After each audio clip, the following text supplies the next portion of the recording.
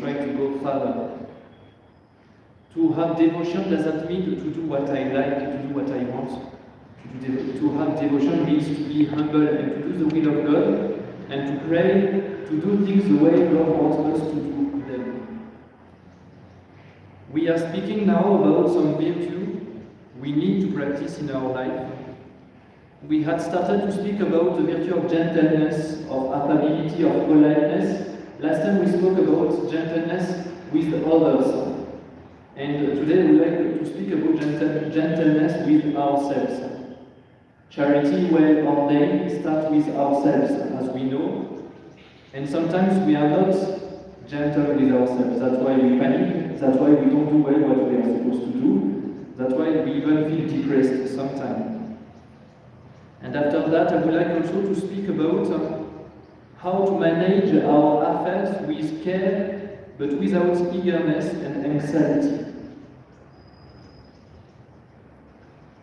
St. Francis said that we also need to be patient with ourselves. Even if we do a lot of mistakes, even if we have a lot of imperfection. We should not be happy to do mistakes, to commit some sin. Of course, we should not be happy. But we should not have a reaction of bitterness, sadness, and anger when it's happening in our life. And this is a temptation of all those who are good Catholics, who are eager to grow in holiness. When they find themselves committing sin, now they are angry against themselves, they lose peace, and they are full of bitterness or sadness. St. Francis says that this is not good. We should not be angry to be angry. It is what he will say. We should not be angry to be angry. We should not be sad to be sad. It is a wrong reaction. Our anger maybe chase away the bad one, but at the same time it prepares another anger that is worse. At the end of the day, such reaction just manifests a lot of pride. We are worried to find ourselves imperfect. It is good to enter in ourselves and to try to remove that from our life completely. When we find ourselves committing a sin, our reaction should be contrition. Oh my God, I'm sorry, but you should not be mad at yourself. You should not be upset against yourself. Let us not be angry to be angry. And most of the time, the anger we have with others comes because of an anger we have against ourselves. I have not done what I was supposed to do. I am angry against myself, and now my neighbor is coming and he does something wrong to me, and now I am angry against himself. If we were more peaceful with ourselves, if we were forgiving ourselves, we could forgive others more easily. We must then have a dislike for our thoughts, which is peaceful, dispassionate, and firm. Because of course we have to change. We'll have to do penance, we'll have to repair, sometimes we'll have to be punished because of what we have done, yes. But the dislike for our thoughts should be peaceable, dispassionate. St. Francis said that it is better to punish ourselves or others by reason than by patience. Most of the time, our reaction goes too far because we are acting out of passion, of anger, of sadness, instead of using our reason to correct ourselves. And St. Francis gives an example. The one who loves chastity, for example, he really wants to be pure, will feel so bad for the little fault he will commit against it, and at the same time he will laugh at the big gossip he has committed just before. So he does something very, very small that is not even great. Against the virtue we love a lot because of his weakness, but at the same time he has no problem to sin and to do bad things against his neighbor. Or the opposite is also true. I really want to be charitable with others, I want to be good with others. And when I do something very small against my neighbor, I feel so bad, so sorry. But at the same time, I have no problem to commit big sin against the virtue of impurity. This is a problem because those people who have this problem, they judge out by their passion, according to their inclination, and not according to their reason, not according to the will of God.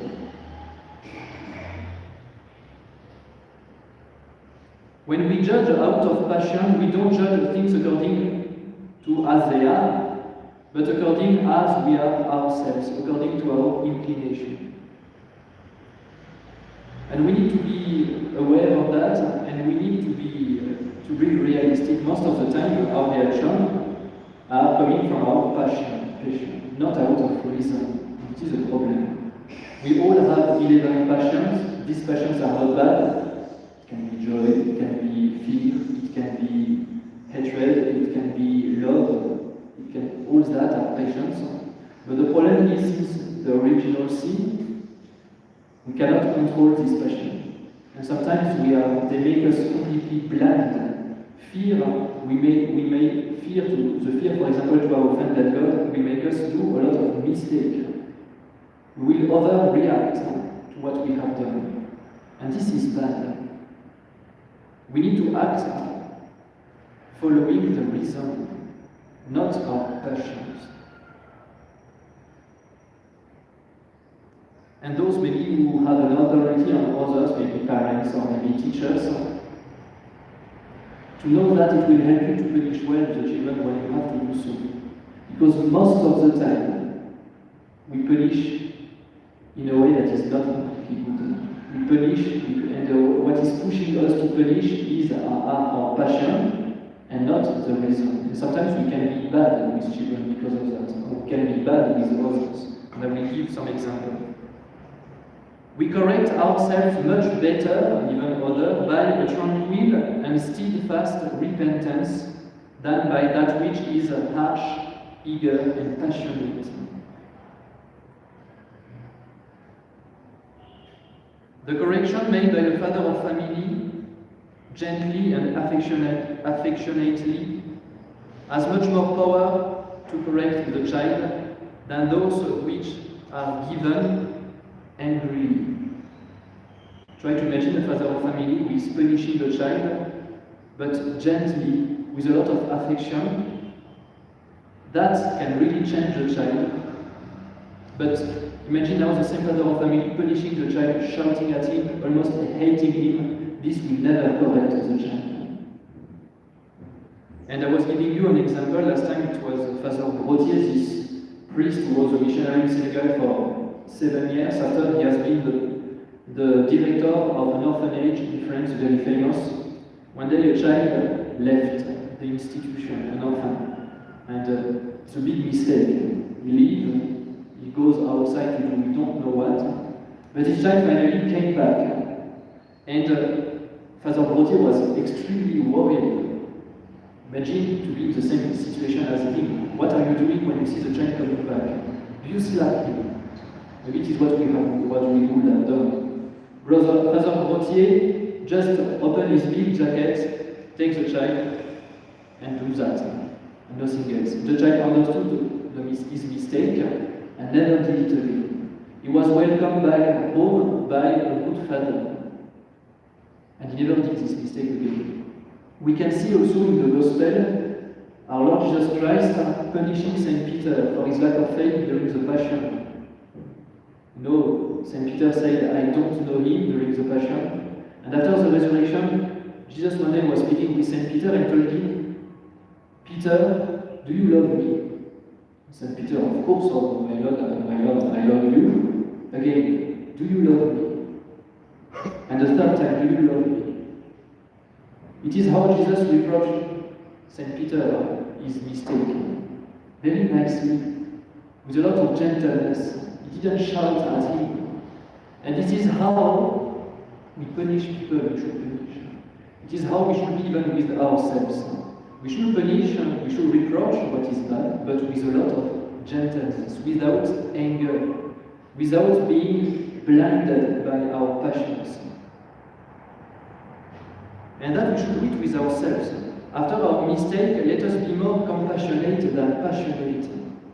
The one who punishes someone, the one who is in charge to punish someone or to punish himself, should have a lot of compassion. Compassion comes from Latin, compatire, it means to suffer with. To suffer with. There is someone I need to punish. If I need to punish, it is because of something bad he did. I should be very sorry with him for what has happened. I'm very sorry. And the goal of the punishment will be to help this guy or this person to come out of his problem. The goal of punishment is to educate. It's not to look for revenge. It's not to destroy the person. If because of the punishment we are closing the heart of this person, this punishment is a bad punishment. It would have been better not to punish more efficient. No, to correct with anger can have a lot of bad effects for us and for others when we punish them. First of all, because we are acting out of passion, we go too far. And we lack of justice. And if you punish a child, you lack of justice for a child, you slap him very badly because he has not done one of these little things in his homework. If you don't do that, you lack of justice with a child. And children are very sensitive to justice. They will close their heart and they will never speak to you again, and you have lost them. You will never be able to help them to go on the way of heaven after. It's finished, they will not listen to you. Because you have been unfair. It has been too much. When we are going too far, when we punish without gentleness, we create a bad spirit. And the children or even other people, they can revolt because of that. When we punish someone with too much anger, out of passion, the person we punish will never repent for the evil this person did. They will never repent. They will never say sorry.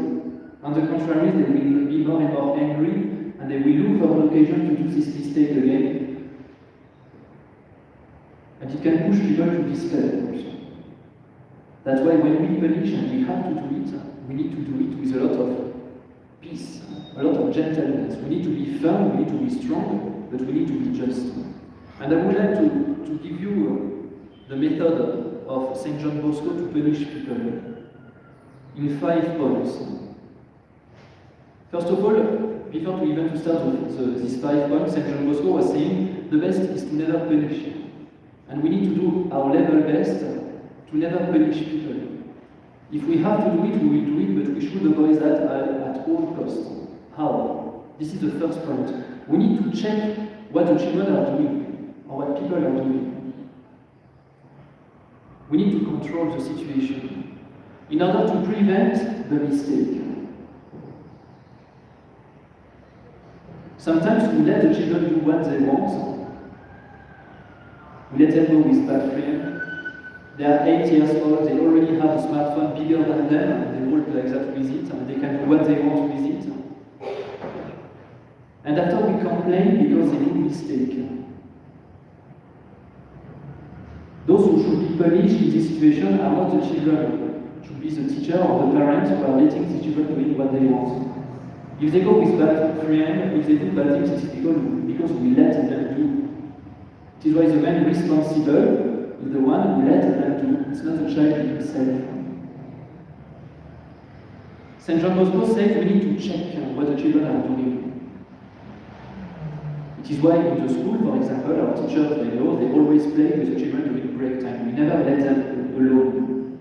We play with them, we encourage them. We are not always looking at what they do, of course, but we are with them. We make sure they never do a mistake. And sometimes just the fact to be present with them is an excellent protection against big mistake. So this is the first point. And if we were doing that well, we will punish very few times. A few times because sometimes it's not enough for the children, of course. And it is why we need the second point. Even when we check what the children are doing, sometimes they will try to do something, even in front of you. It is why St. John Bosco says the second point is you need to warn them. Warn the children. And we know them very well. We know in this situation, because of such weakness, the child will do that. So be careful. I know what you are going to do. I know what you are going to do. Be careful. And St. John Bosco said, you need to warn them often, unceasingly, all the time. Don't do that. Okay? It would be better to do that. Don't do that. And we warn them, we warn them, we warn them. Third step, sometimes it's not enough. St. John Bosco is a human being, he's not an idealist person. He says, close your eyes when the children are doing very small mistake. Close your eyes. You know, a child is, and even a child is a human being. The child is not a robot. He is a human being, he is becoming an adult, and so he needs to move a lot, he needs to speak a lot, he needs to laugh a lot. And they cannot control themselves.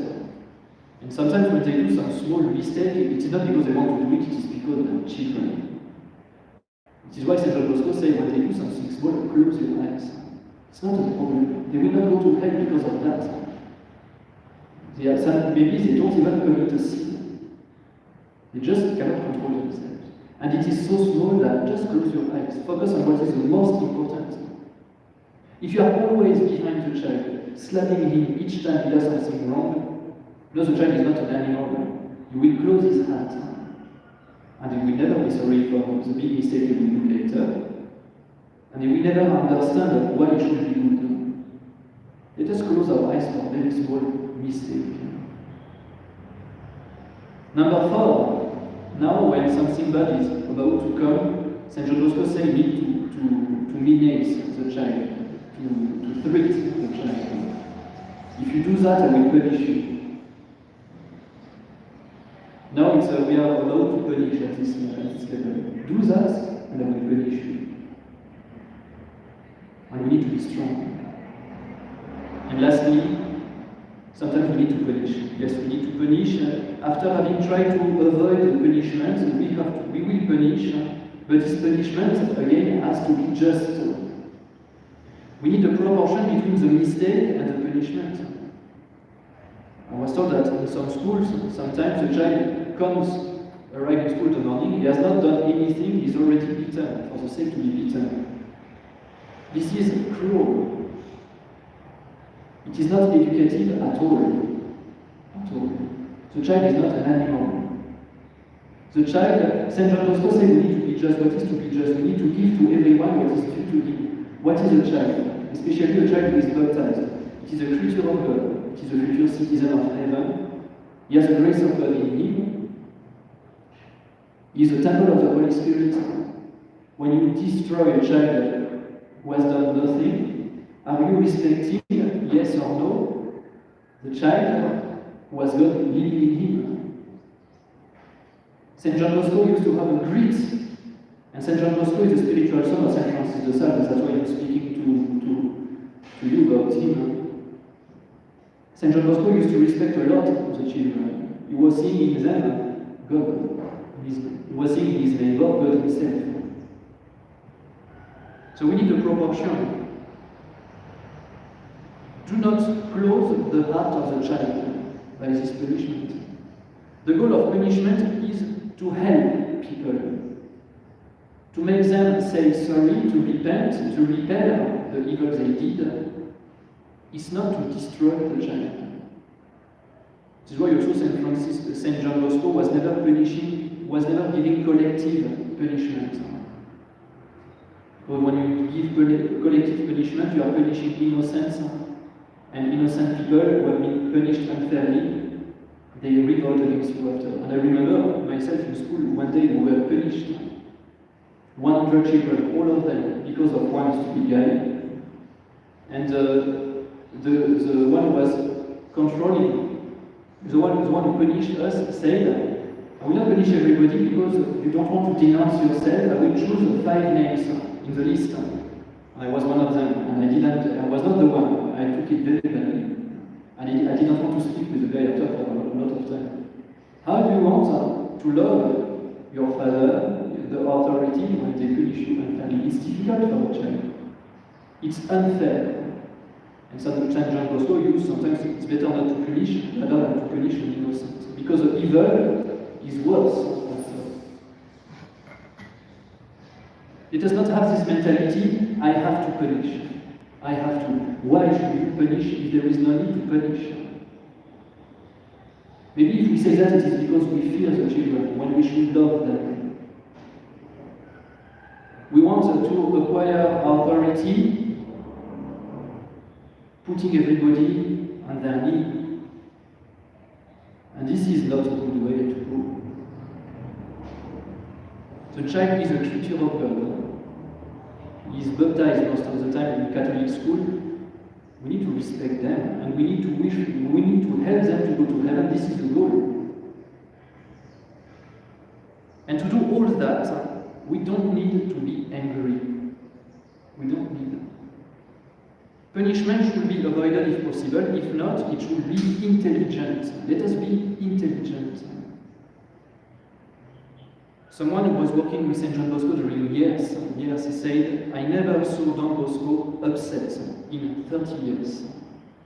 And St. John Bosco used to deal with very bad children. They were street boys, they were orphans. Doing bad things in the street, he is the one who saved them, welcomed them in his orphanage. They were very strong people. St. John Bosco was never upset. Never upset. And when he was very upset himself, you could not see it, but inside himself it was boiling. He was never acting at this moment.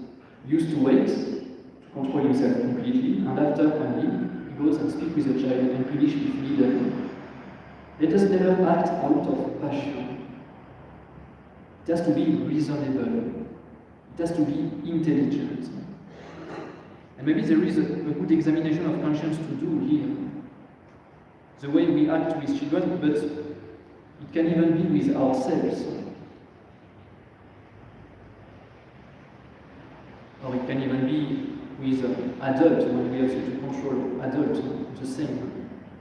Let us be good, let us be intelligent, let us be just. Of course, we need to punish, and St. Francis continues. Sometimes we need a very strong correction because gentleness is not efficient.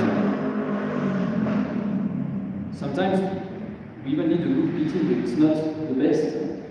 Even St. John Bosco did it a few times, 2 or 3 times in his life he had to do it, but only 2. Not every day. Only 2 times. Sometimes we need a big punishment. It is fine, it is good, and we do it for the good. We do it for the salvation of the soul of the person. If I punish you very strongly now, it is because I want to help you to go to heaven. And you can see how St. Paul, in one of his epistles, I think it's to the Corinthians, with incestuous man committing a very big sin, is saying to the Corinthians, give him to Satan. It means he is excommunicated. It's a very strong punishment. But it is the only thing we can do when we have reached this level of such immorality. We need to be extremely strong. But even at this moment, we need to be gentle. We need to give hope to the person we punish. We need to give hope. If I punish you, it is because I want to help you to repent. So to go back to God is possible even if you have done a big mistake. The goal is not to push people into despair. You are so bad that I will punish you badly and there is no way you can become good again. This is stupid to do that. Even when we punish strongly someone, we need to give him hope. And the goal is to help him to repent and to go back on the way of heaven. The Catholic Church punishes people sometimes very strongly when we give an excommunication to someone, for example for the sin of abortion or for someone who has profanated the Holy Eucharist. All these things, excommunication, it's tough. It is needed because of the gravity of the sin. But even when we do that, even when the Church punishes, there is room for hope. And it is possible to come back. And the goal of this punishment is to help people to come back. If we are not punishing them, they will continue their bad life. But if we punish, it brings them back to God. That's why punishment is good sometimes and is needed. But again, it should be intelligent. It should be reasonable. It should be just. And if you want to be all that, you need to act out of reason. Using your reason, not following your passion.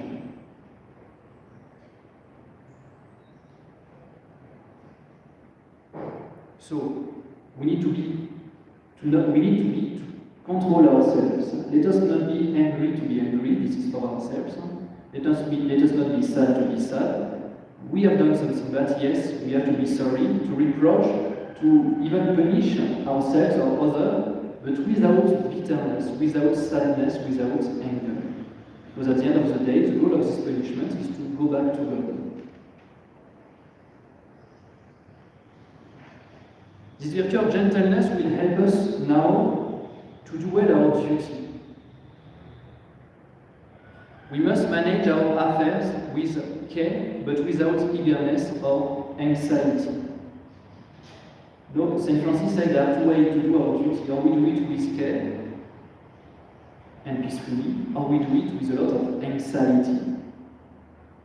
And I think this chapter has been written especially for generous people. People who want to give their life, to give their time, but sometimes we lack of balance in our generosity and we start to panic because we have too many things to do and now we do everything badly. This chapter has been written for this kind of people to help them to be more balanced. And St. Francis started to give us an example, the angels. The angels, they take care of us. As you know, we have all a guardian angel.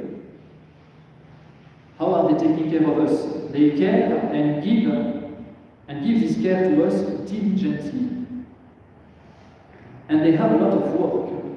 The angel, our guardian angel must be very busy.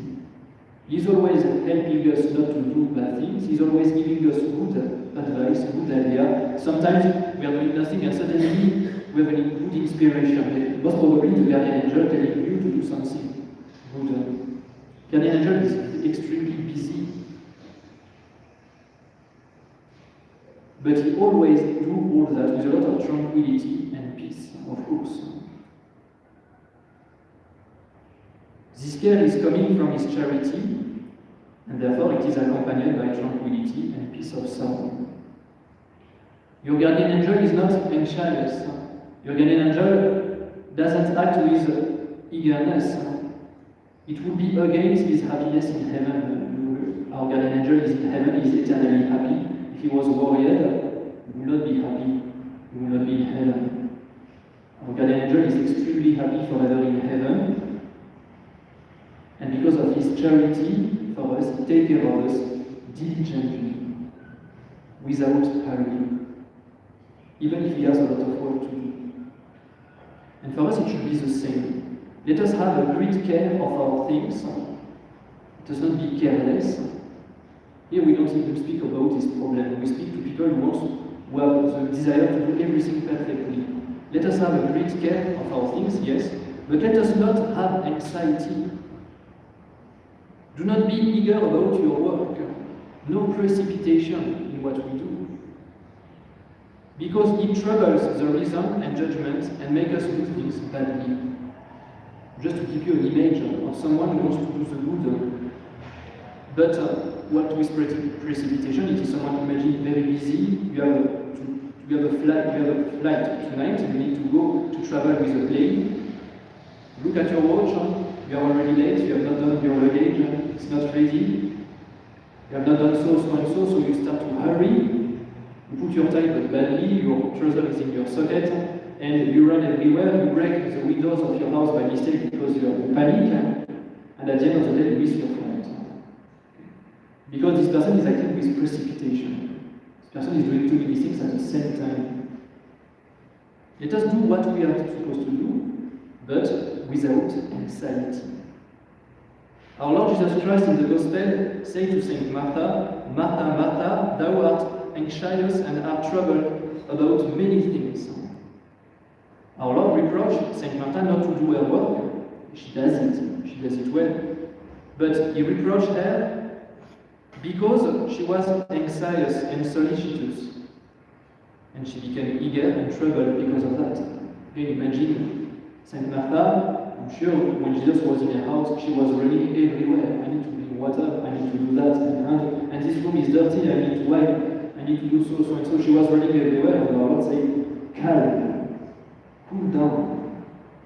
It's good to do what you are doing, but do it without anxiety. This anxiety is killing our spiritual life, dear friends, because we are too worried. We don't think about God anymore at the end of the day. And we could even start to doubt about it. Another example, coming from the nature, rivers which flow gently. Imagine a big river, the Nile, for example, which flow gently, can bear great ships. So you can have big boats on the river, and commerce can be easily done. Or rain which falls gently on the field, they make the field and everything nice, green, beautiful. But take the same river or the same rain, if the water is too strong, the river is too strong, or if the rain is falling with such a lot of violence, it will destroy everything. Everything. And it is an image of what is happening in our soul when we are anxious. It's like a big rain destroying everything. When the rain should go gently to give the water we need to continue to move. Never was work well done which was done with impetuosity and eagerness. The work we do with anxiety, even if at the end of the day we do it, it's not done well. He that is hasty with his feet is in danger of stumbling, said Solomon in the book of Proverbs. We always do a thing quickly enough when we do it well. And I think this is maybe the sentence we need to remember today. We always do a thing quickly enough when we do it well. If you do it well, it's quick enough. One thing after another. I have a big timetable, yes. But there is no reason to panic. One thing after another. Another example given by St. Francis de Sales, you know what is a drone. This is a small insect, bigger than a bee. The drone is making a lot of noise when it flies, a lot of noise. It's always in a hurry, it hurts everything, and it doesn't give honey. But the bees, they don't make noise, they go very nicely, they are not in a hurry, they don't hurt everything, and they make good works and a delicious honey. That's the same with us. If we make noise in the way we act or we panic, if we do things with a lot of anxiety, we'll not do our job well. We'll not do our duty well. And we have a duty to do it well, especially if you are a father or mother of family, you are in charge of souls, you are in charge of people, you have to do your job well. It means that you absolutely have to do it without anxiety. It does not be anxious to be anxious again. Another example, St. Francis liked to give example to really help us to understand. Flies, they do not trouble us with strength. No one fly. We don't fear one fly because it's not strong. But we start to fear them when they are a big number around us. They are not strong, but because they are everywhere, we start to panic. We want to remove them, to chase them away, and they come back, and we panic. Panic, we become upset, and because we start to panic, we fall down. It's exactly what is happening in our daily life. One small affair, one small thing to do, one small duty doesn't make us panic. But when there are many, many small things we have to do during the day, now we could start to panic. This is what St. Francis says, how can we do to not panic? First of all, we need to receive this duty in peace. We receive this duty in peace, and after we try to dispatch all these duties in an orderly manner.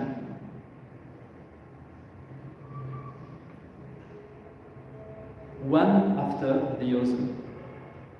For if you seek to dispatch them all together or without order, your effort will weigh you down and weaken your spirits, and ordinarily you will be crushed down under the burden and will be unable to effect anything.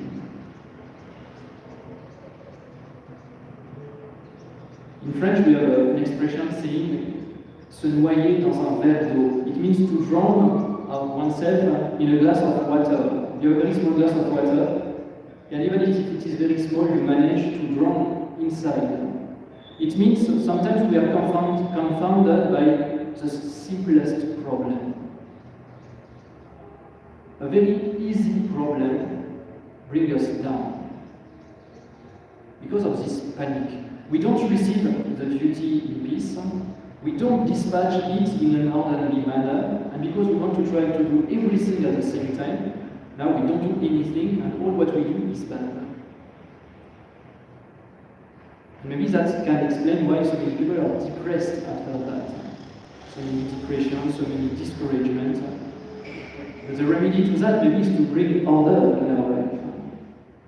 To sit down. I receive a lot of work, okay, but I sit down. Where do I start? What is the most important? What is not important? What is not important, I will do it last. It's not important, it can wait. I will answer to this message later. And even if the person take it badly, I don't care, I will do it later. Because I'm too busy. And this message can wait.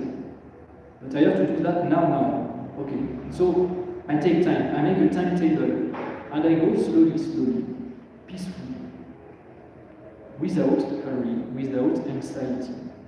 And St. Francis continues, at the same time, let us rely wholly on the providence of God. Let us try to cooperate with it. We should never forget God during this time. If we have all that coming in our life, it's God, because God allowed that to happen. And God wants me to do this work for His glory, for my salvation. If we put our trust in God, the result will always be profitable. If we put our trust in God, of course, if we start to despair, to say God is not here anymore, now of course it will not be profitable. It will just bring us down more and more. At the end of the day, let us be like small children, said St. Francis.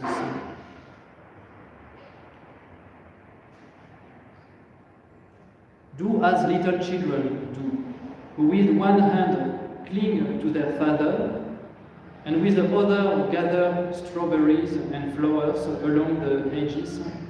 For in like manner, while you are gathering and handling the goods of this world with one hand, cling fast always with the other hand to the hand of your heavenly Father, turning to Him from time to time to see if you are doing to see if your doings or your occupation be pleasing to Him.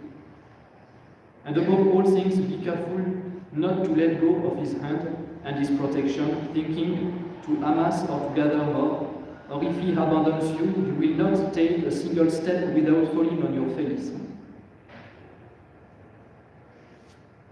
Imagine a child giving the hand to his father, and with the other one he takes flower during the journey. Okay? Because he holds the hand of his father, he is in security, he is safe, he cannot fall. And sometimes even look at the father, and after he continues his business. And it is exactly what we should do in our life. We should be connected to heaven to give our hand to the good God through prayer, strong prayer life, spiritual life, and at the same time we do our work. And sometimes we need to look at God. When we are in the middle of affairs, let us look at God more than the affairs themselves. Remember what St. Francis used to tell us a long time ago when we started these conferences. It is important during the day to enter in ourselves, to do what we call a small retreat, even if it is for 1 second, and we think about God. God is living in me. I am His creature. I am under His protection. Nothing bad can happen to me. All what is happening is the plan of God. Let us do that often. even when we are in the middle of a big work. If we do that, it will bring in us a lot of peace. We do things well, and we not be anxious.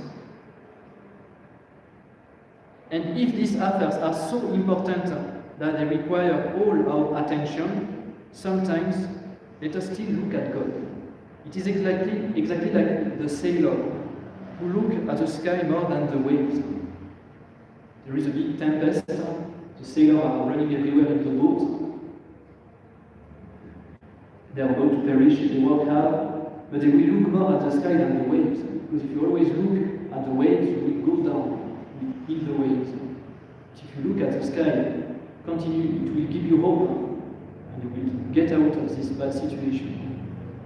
So even when we are very busy, mainly when we are very busy, let us think about God. Let us pray, even if it is for 1 second. It's enough, and let us do that many times during the day. It is why it's good to start our activity with a prayer. In school, here, we always start the lesson with a Hail Mary. It's not long. And we always finish the lesson with a glory be to the Father. It's not long. And we do that all the time. Before each lesson, and there are many lessons during the day. Before each activity. When I was in seminary, I remember very well, even before to start the match of football the Sunday afternoon, we were praying. And it was even a good apostolate, because when you pray with people who are not Catholics, they pray with you. It gives them a good example. And we are asking God at this moment not to fight during the match, because even when you're a seminarian, you want to win. But it's important. We ask God to help us to do our duty without anger, without anxiety. In this way, God will work with you, in you, and for you. This is important. If you do that, God will work with you, and because He works with you, everything is becoming possible because God is Almighty. He is working in you. You are the temple of the Holy Ghost, and He is working for you. God is working for you, and when we know who is God, that will make us very confident. There is no reason to fear. And your work will be followed by consolation. It will be followed by consolation. So this chapter has been written mainly, I think, for busy people. People who want to do that, who are not lazy. People who want to do the good, but who could be tempted to act with too much anxiety or even anger. You know, angry people are not, most of the time, they are not bad people. They are just people who want to do the good, but they don't know how to do it well. And they panic. Because they panic, they become angry. But at the beginning, they really want to do the good. They are looking for perfection. And because they are angry against themselves, they become angry with others. So now, just to summarize all what we said, I just would like to imagine with you a situation and to see what are the different reactions we can have. I will take the example of a father of family. This man has many children. His wife is sick in hospital. He has a big job, high responsibilities, many problems. And when he goes back every evening at home, very late, maybe 9 p.m., there are all the children there waiting for him. He is very tired. He would like to sleep. He would like to at least to rest. It's not possible because he has to cook. He has to take care of the small baby. He has to help the son who understands nothing in mathematics. He has to help him to do his homework. With the right hand, he says rosary because he could not do it in the morning. He was too busy. With the left hand, he's cooking for the rest of the family. He's doing 1,000 of things at the same time. He's overoccupied. He has too many things to do. At the same time, there is his daughter, the older one, who is inviting her father for the concert of piano. And she's telling him, you have to be there. If you don't come, I will never speak to you again. Imagine the situation. And the father is becoming upset, mad, too many things to do. Where to start? Where to start? There are only 7 days in a week and only 24 hours in a day. We are limited. What we need to avoid, first of all, it is to panic, keep calm. It's useless also to complain, because complain will not change the problem. It is a very bad idea to start everything at the same time also, because we do everything badly. To cook, to call his wife, to help the child to do his homework with the left hand and to say the rosary with the right one. And also tonight he has to take a flight to go to another country because of his job. He has not even done his luggage. Most probably will miss his flight. So this is bringing more anger and anxiety. It will end up with a lot of anger if he does that. And tomorrow maybe with a depression. Too many things to do. So what to do now? He needs first of all to sit down. He needs to pray. He needs, remember, to give the hand to God the Father, to focus on God. God has given me all this job. It is for my own sanctification and the sanctification of my family. So I will not panic. I sit down. I receive that peacefully. Well, it's a lot, but I can do it. I can make it. Then I dispatch everything in an orderly manner. I will make a timetable. The morning, instead of losing my time on WhatsApp or Telegram, I will say my rosary. Because I know if I don't say it in the morning, I will not say it tonight. I will be too busy. And after, one thing after another, peacefully, I go, gradually. I can also delegate. It's not forbidden to be intelligent. So if I cannot take care of the homework of such child, maybe his big brother can help him to do it. If the big brother is playing video games, letting the father doing all the job alone, there is a problem. We need to help one another in the family. So the father will be intelligent, will make a plan, and he will maybe ask for help around him. It's possible. After, and maybe he has to pray.